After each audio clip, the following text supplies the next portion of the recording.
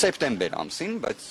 հիմա նոյեմբերն է։ Այդ ժամանակ կարող էինք խոսել, որ վճռաբեկ դատանի որոշումը ակտուալություն ունի, բայց սա է իրավիճակը։ Այ մինչև 2 ամիս սպառվելը վճռաբեկ դատանի որոշումը կարող էր ակտուալ լինել, բայց վճռաբեկ դատարանը վարույթ է ընդունել բողոքը արդեն այն ժամանակ, երբ ինքնին սպառված էր։ Վարույթ է ընդունել 2025 թվականի հոկտեմբերի 24-ին եւ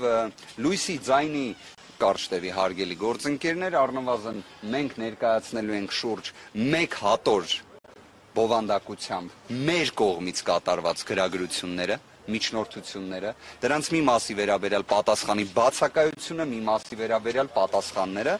իսկ քննիչն էլ իր հերթին վստահ եմ հերթական անգամ կընթերցի իրենց միջնորդությունը, որը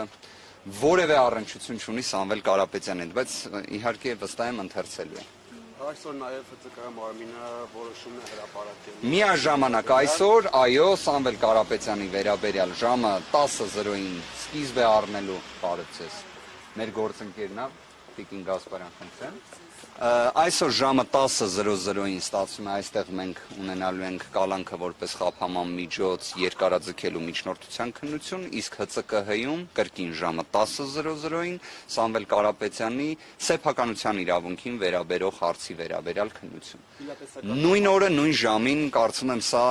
առավել քան խոսուն է, եթե հետ գնանք, որ երկու հանգամանքներն էլ ենթակա են մերժման։ Թե ՀԾԿ-հում ներկայացված վարույթի շրջանակներում դիրքորոշումն է ենթակա մերժման, որովհետև իրապես որևէ մի ընկերություն չկա, որտեղ խախտումներ չլինեն, բայց խախտում, որը ենթադրի լիցենզիայի զրկում, սա մենք խոսում ենք արդեն աբսուրդի տիրույթում, պարզապես համեմատական անցկացրեք Veolia ջրի հետ կապված խախտումներին եւ ոչ մի վարույթ չկա դրա դեպքում։ Եվ իհարկե նաեւ այս միջնորդությունն էլ ակնհայտորեն ենթակա է մերժման։ Այն պետք է մերժված լիներ ի սկզբանե, բայց ունենք մի աբսուրդ, որ այն տևում է արդեն 5 ամիս, բայց ամեն ինչն էլ ունի սկիզբ եւ վերջ։ Այսքանը։ Շնորհակալ եմ գործընկերներ ջան։